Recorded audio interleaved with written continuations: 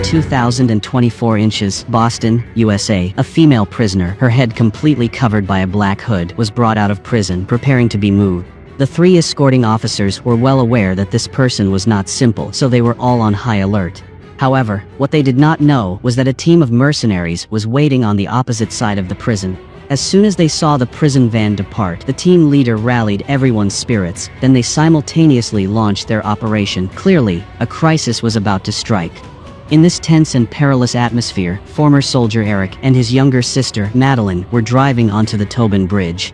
Unexpectedly, just as they reached the middle of the bridge, their path was suddenly blocked by 2 trucks. The entire bridge was immediately paralyzed. All vehicles had to stop in their tracks. At this moment, a man on a motorcycle tried to weave through the traffic, but was stopped by a goateed man holding a warning sign. The 2 began to argue, completely unaware that this was all part of a terrifying plot. Jimmy was standing in the command vehicle. On his order, the 2 trucks at both ends of the bridge exploded simultaneously. The sturdy bridge deck instantly fractured, turning the entire bridge into an isolated island. Now, everyone panicked, swarming out of their cars to check the situation. The 3 escorting officers also realized something was wrong, immediately raising their weapons with heightened vigilance. In the midst of the chaos, the mercenaries appeared with guns raised. The goateed man also put on a mask and took down the arrogant motorcyclist from before, ending his life with 2 shots. Eric, inside his car, noticed this scene and quickly pulled Madeline down, afraid of attracting the attention of those thugs. Luckily, the siblings were not the main target. The mercenaries had more important tasks. Jimmy himself put on a mask and took control of the situation.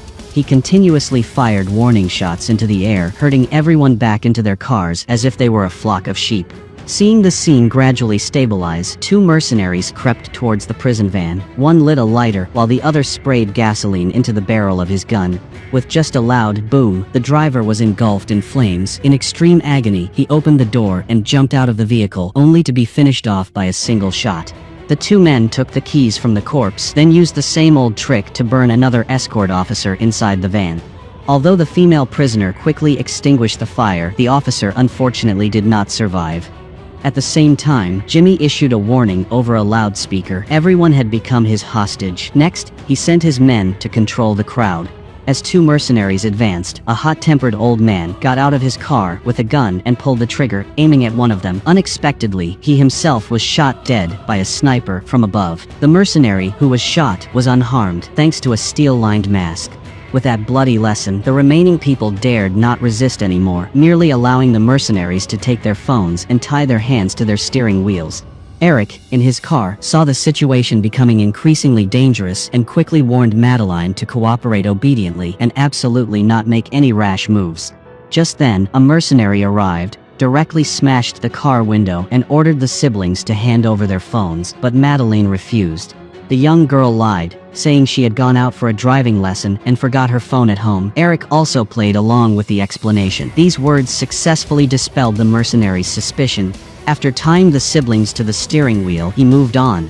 But Eric clearly wasn't going to sit and wait to die. He opened his mouth and dislocated his right thumb, freeing himself from the restraints under Madeline's astonished gaze. Then, Eric told his sister to stay calm while he quietly slipped out of the car to observe the situation. At that very moment, that mercenary was forcing the bald man in the last car. Eric quickly moved forward, drew a dagger, and decisively finished him. But the fresh, red blood triggered painful memories of his time on the battlefield. Luckily, the bald man spoke up in time, pulling Eric back to reality. He noticed a tattoo on the corpse and recognized the mercenary's identity. He then took his weapon and mask and threw the body under the bridge. Meanwhile, the female prisoner, Samantha, guessed that she was the mercenary's target and advised the last remaining escorting officer to untie her. Unexpectedly, the man directly admitted that he was the one who had leaked the information. As soon as he finished speaking, the back door of the prison van opened, and a mercenary greeted Samantha in a very familiar manner. Clearly, they had known each other for a long time. However, it was not yet time to deal with the female prisoner. The mercenary brought the traitorous officer before Jimmy. Jimmy made no effort to hide his appreciation and promised that as long as he did one more thing, he would be let go. At the same time, another mercenary took all the weapons from the prison van, fearing Samantha might find a chance to resist, but he overlooked the key on the corpse, which the female prisoner stealthily picked up. At this point, the first phase of the mission was complete. Jimmy confirmed the status of his subordinates one by one. Soon, he called out to the mercenary Eric had just killed. Hearing the question over the radio, Eric had to answer in a stern voice. Unexpectedly, he managed to fool them. On the other side of the bridge, a large number of police had surrounded both ends. Many news helicopters also hovered in the air, competing to report on the scene. This was exactly the situation Jimmy wanted. He directly made an emergency call, stated his identity, and contacted the on-site commander. Jimmy gave the commander no chance to speak. He put on his mask, raised an RPG, and pulled the trigger, aiming at a helicopter. With just a boom, the helicopter's tail was hit. It swayed, spun, and fell, finally turning into a fireball. Seeing this, the commander immediately panicked and hurriedly ordered all helicopters to disperse. Jimmy also began his next move. He stood in front of a camera, broadcasting live to the entire world. First, without a second word, he shot the traitorous officer dead to prove he wasn't joking. Then, he began to explain the true purpose of this major operation. The female prisoner, named Samantha, was originally Jimmy's teammate, but had chosen to confess to the Pentagon and accuse the entire team of massacring civilians on the battlefield, leading to 4 of Jimmy's comrades being arrested for war crimes. But in reality, the entire incident was an order from above. Jimmy threatened the government to release the action report, free his comrades, and clear their names before 9 o'clock. Otherwise, he would kill the more than 70 hostages on the bridge. This threat gave the on-site commander an idea. He proactively contacted Jimmy, saying that if Samantha was the main target, he should release the remaining hostages. But Jimmy was obviously not foolish enough to agree. He warned that there was now less than an hour until 9, and that he had better hurry up and convince the government to reveal the truth. Jimmy's live broadcast room now had over 10 million viewers, and the number was still growing. Meanwhile, Eric had successfully contacted Madeline and learned of Jimmy's purpose through his sister. But before he could think it through, the old man in the tow truck next to him suddenly reminded him to be alert, pointing out a mercenary patrolling nearby. Seeing Eric's professional posture, the old man realized he had served in the army, and he himself was even a Vietnam War veteran. The two felt a momentary sense of camaraderie. They exchanged information, analyzing the layout of the scene. After helping the old man cut his ties, Eric put on the mask and walked forward nonchalantly. He managed to deceive the sniper on watch high above. He went straight to the back of the prison van and suddenly launched an attack, taking out the mercenary guarding there. After that, he went to Samantha and asked what deep-seated grudge she and Jimmy had that would make Jimmy raise hell to capture her. Samantha's answer was identical to what Jimmy had said earlier. Because she had massacred civilians with her comrades on the battlefield, she confessed to her superiors after returning, becoming a cooperating witness and earning Jimmy's hatred. After she finished, Samantha asked Eric in return, why was he risking his life wandering around the bridge? Eric said frankly, it's all to protect my sister. He wanted to make a deal with Samantha. He could rescue her, but afterward, she had to get Madeline away from there. Samantha agreed decisively and removed her long, unlocked handcuffs. This made Eric realize that she was not simple either. He put on the mask and went outside to find the key to the cage. The next second, the sound of a car horn suddenly blared across the bridge. This was Eric's plan. He placed the dead escort officer's body on the steering wheel while he hid in the shadows, preparing to take out the mercenary who came to investigate. However, just as Eric pulled the trigger, another mercenary suddenly appeared, taking the fatal bullet for his comrade. A firefight immediately broke out. Eric's presence was exposed, and he had no choice but to quickly retreat. Fortunately, there were enough obstacles on the bridge that the sniper couldn't immediately find a trace of Eric. But Eric didn't dare to make another rash move, able only to watch helplessly as the wounded mercenary was brought before Jimmy. He took the opportunity to return to the car to comfort Madeline, but before he could even catch his breath, Jimmy's warning echoed in his earpiece, threatening Eric to surrender immediately, or he would kill everyone he cared about. Then, he ordered his subordinates to conduct a wide-area search. Eric's heart tightened. He no longer dared to leave his sister in the car, so he led Madeline toward the back. But the mercenaries were nearby. They could be discovered at any moment. Madeline had to beg the people around them to let her hide in their cars, but everyone, afraid of being implicated, refused. Eric, both angry and furious, cursed them for being heartless. Unexpectedly, this noise was detected by a mercenary. Deadly bullets immediately flew their way. Eric hurriedly hid behind an obstacle and fired back, hitting the opponent straight in the face. It was just a pity that the bullets still hit the bulletproof mask. The mercenary turned to report the situation. Eric raised his gun and stepped forward, but was out of ammunition. He struck first, taking down the enemy in an instant, but reinforcements had arrived, so Eric had to retreat. However, the technician under Jimmy's command was using a drone to search and soon discovered Eric. Eric heard the noise, turned around, and saw the drone. He decisively struck and smashed it. At the same time, a mercenary went to Samantha to demand Eric's whereabouts. Samantha, of course, refused to reveal anything, even taking the opportunity to continuously provoke her opponent. The mercenary quickly lost his composure, opened the cage, and prepared to strike. This was right into Samantha's trap. She suddenly burst out, kicking the cage door open with a single blow and, quick as lightning, choked the mercenary, gently taking his life. However, just as Samantha was crouched down and escaping, she was spotted by the sniper above. Because Jimmy had ordered her to be taken alive, the sniper reported the situation and decided to come down himself. He grabbed Samantha, who was about to climb a ladder, and prepared to overpower her. But Samantha was no pushover. She delivered a powerful punch to his throat, then wrapped a chain around his neck, pulling back with all her might, and once again, neutralizing the danger. On the other side, Eric had reunited with Madeline. He knew well that this situation couldn't drag on. While thinking, he noticed the fallen motorcycle on the ground. An idea flashed. Eric swiftly righted the motorcycle, put Madeline on, and sped off at full throttle, weaving through a rain of bullets. He continuously swerved on the bridge, firing his gun backward at the mercenaries, blocking the path ahead. Seeing him about to fly over the broken section of the bridge, Jimmy also went berserk, decisively detonating the explosives below. The hot flames erupted instantly, forcing Eric to swerve the handlebars and fall to the ground. However, the two still couldn't control their slide into the smoke and fire. Not long after, two mercenaries came to check. Seeing no one in the gap, they assumed Eric was dead and turned to continue searching for Samantha. They had no idea that Eric and Madeline were clinging tightly to the steel bars underneath. The two of them coordinated to climb down to the bottom of the bridge. As soon as they looked up, they were horrified to see that the entire underside of the bridge was covered in explosives. It turned out, Jimmy had intended to take everyone down with him from the very beginning. This made Eric unable to sit still any longer. He decided to immediately abandon the others and just get Madeline away. But Madeline didn't want to stand by and watch the tragedy happen. The young girl said bluntly, "Eric, you're a soldier. You should save everyone." Hearing this, Eric's emotions were immediately triggered. He blurted out that he had been kicked out of the army, that he was no longer a soldier. Then, he recounted that painful memory. Eric had been ordered to protect a local warlord, but learned that this warlord was plotting to seize a girl about Madeline's age. The girl also begged Eric to save her. Eric couldn't stand idly by and intended to take the girl away right then and there, but he never expected the warlord to open fire directly.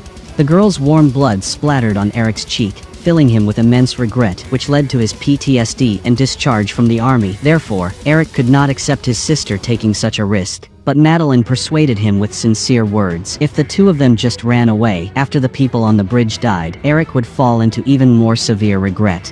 Only by facing the danger could he overcome his psychological barrier. These words successfully made Eric change his mind. He hugged his sister tightly, determined to resolve this horrifying crisis. The two siblings quietly returned to the bridge. While thinking of a countermeasure, the bald man Eric had saved earlier suddenly opened his car door, saying he could protect Madeline and giving Eric his phone for easy contact. Eric, extremely grateful, gave the bald man a handgun for self-defense and then slipped away alone. However, his figure was quickly spotted by the wounded mercenary. Seeing his opponent raise his gun and about to fire, Samantha, hiding in the shadows, timely pulled the trigger, helping Eric escape death. But her position was also exposed as a result. The remaining mercenaries swarmed to her location. Samantha immediately found herself in a difficult fight. Seeing his subordinates no longer listening to orders, determined to eliminate Samantha, Jimmy hurriedly put on his mask and joined the fray.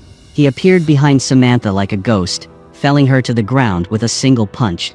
Eric, completely unaware of this fight, went to the tow truck and met up with the veteran again. After learning that the bridge was rigged with explosives underneath, the veteran resolutely decided to help.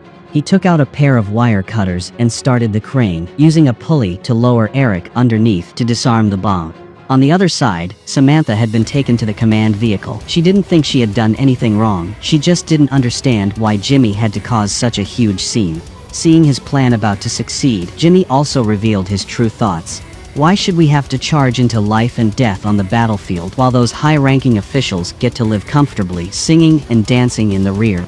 Tonight, I will expose the ugly face of the government." Before his words had even finished, the number of live viewers had reached 47 million. This invigorated Jimmy. He pulled out a bottle of medicine, but before he could take it, his whole body convulsed in pain and he collapsed to one side. Samantha took the chance to peek out and discovered it was cancer medication. Jimmy no longer hid it, admitting he had a brain tumor and was in the final stage. It was because he was out of time that he had devised this insane and cruel plan. At the same time, Eric was urgently disarming the bombs under the bridge. However, two mercenaries quickly discovered the cable hanging down from the bridge. Seeing them approaching to investigate, the veteran hurriedly appeared from behind, claiming he was using the pulley to fish, but this clumsy lie clearly couldn't hold up. Fortunately, one of them saw the veteran's sign on his truck and called out, distracting his companion. The old man seized the opportunity, drew his dagger, and stabbed the man in front of him hard in the buttocks. But he was old, after all, and his movements were no longer as agile as they once were. After the confrontation began, he had his throat slit in an instant. Feeling his life slipping away quickly, the old man gripped the pulley tightly, trying to relay information to Eric, but his life was ended by the mercenary.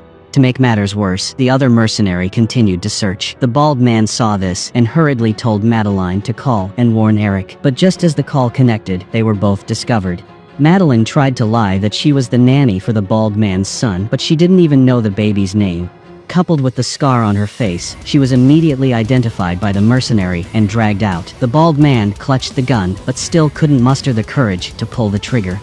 Eric, under the bridge, heard the commotion and was extremely worried, but he also understood what was most important. He forced himself to continue disarming the bomb. Soon, Madeline was brought to the command vehicle. Jimmy was surprised she had survived the explosion. He then took out a loudspeaker, ordered Madeline to call for Eric, and then warned Eric to appear within 2 minutes or he would deal with Madeline. These words made Eric even more anxious. Fortunately, he remained calm and successfully disarmed all the bombs. Next, he went to the bald man and asked for his help to create a distraction. Finally, just before the countdown ended, he rushed to appear before Jimmy. Seeing the man who continuously ruined his plan, Jimmy immediately flew into a rage, raising his hand and knocking Eric unconscious. Right after that, 9 arrived. The U.S. government, to avoid widespread casualties, had to publish the old action report on its website. Jimmy, satisfied, prepared to begin the final step of his plan. He handed a pre-written confession to Samantha, threatening that if she didn't read it, he would harm Madeline. This left Samantha with no other choice. She could only appear before the livestream camera to state her identity. She introduced the 2 remaining mercenaries and Jimmy, the man who had long prepared this plan. Next, she made it clear that according to the action report, soldiers were permitted to cause civilian casualties on the premise of pursuing peace. Therefore, they had committed no war crimes. Hearing this, Jimmy's goal was achieved. He raised his gun, intending to finish Samantha. Seeing this, Eric quickly spoke up.